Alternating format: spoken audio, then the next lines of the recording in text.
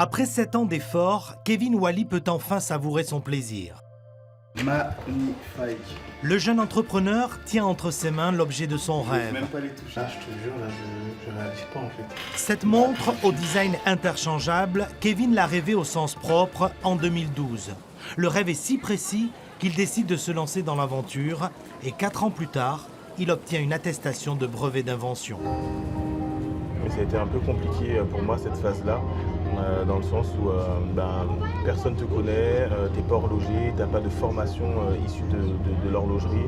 Un noir qui se lance dans le marché haut de gamme horloger, c'est pas commun. Cette aventure, Kevin va la vivre en duo avec son frère Nicolas. Ensemble, ils vont passer une à une les étapes, de la conception à la fabrication. Cette obstination séduit Jacob Desvarieux, qui accepte d'accrocher la montre à son poignet.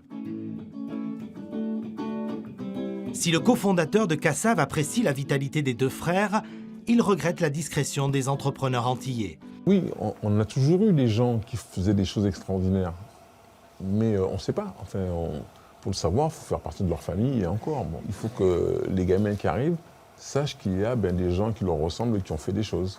Des entrepreneurs pas suffisamment ouverts sur la jeunesse, sans doute. Mais à la Fédération des entreprises d'outre-mer, on avance une explication, disons, plus rationnelle. La vraie difficulté pour un créateur d'entreprise, c'est de gérer son entreprise. Son premier réflexe n'est pas de communiquer.